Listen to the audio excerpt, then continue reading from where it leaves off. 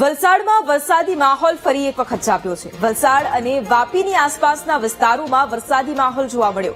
ધરમપુર કપરાડા તાલુકામાં ભારે વરસાદ વરસ્યો છે। પારડી અને ઉમરગામ તાલુકામાં પણ છૂટો છવાયો વરસાદ નોંધાયો। કેટલાક વિસ્તારોમાં ગોઠણસમાં પાણી પણ ભરાતા લોકોને હાલાકી પડી રહી છે। તો આ તરફ હવામાન વિભાગે આ જિલ્લામાં વરસાદની આગાહી કરી છે।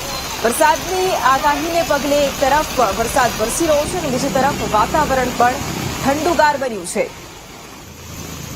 અને આ જ મુદ્દે સંવાદદાતા માનવ ફોન લાઈન પર છે। માનવ, વિરામ બાદ ફરી એક વખત વલસાડમાં વરસાદી માહોલ જામ્યો છે, અત્યારે શું સ્થિતિ?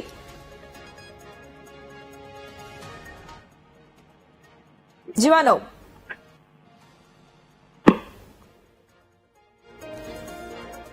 તો ફરી એક વખત વલસાડમાં વરસાદી માહોલ જામ્યો છે। ધરમપુર કપરાડા તાલુકામાં ભારે વરસાદ વરસ્યો છે। પારડી અને ઉમરગામમાં પણ છૂટો છવાયો વરસાદ નોંધાયો છે। સંવાદદાતા માનવ ફરી એક વખત ફોન લાઈન પર જોડાઈ ગયા છે। માનવ, વલસાડમાં ફરી એક વખત વરસાદની શરૂઆત, શું સ્થિતિ? વૈભવી, વલસાડ જિલ્લામાં વહેલી સવારથી જ મેઘાએ ફરી એકવાર ઇનિંગની શરૂઆત કરી છે અને જે રીતે વલસાડ શહેરમાં તોફાની બેટિંગ કરી હતી।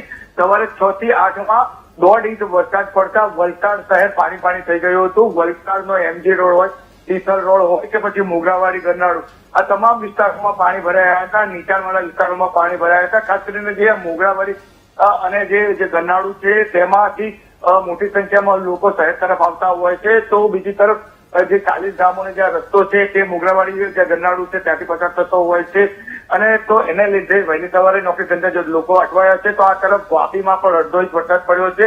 તો ધરમપુર અને ઉમરગામમાં પણ નોંધપાત્ર વરસાદ થયો છે। એટલે કે ફરી એકવાર મેઘાએ તોફાની બેટિંગની શરૂઆત કરી છે।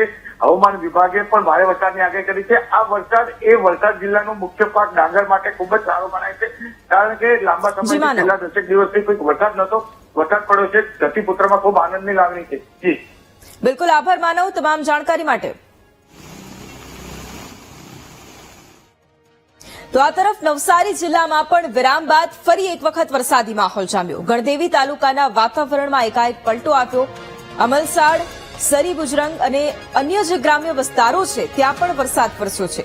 હવામાન વિભાગે હજુ પણ આ વિસ્તારોમાં વરસાદની આગાહી કરી છે। આગામી દિવસોમાં હળવાથી મધ્યમ વરસાદની શક્યતા।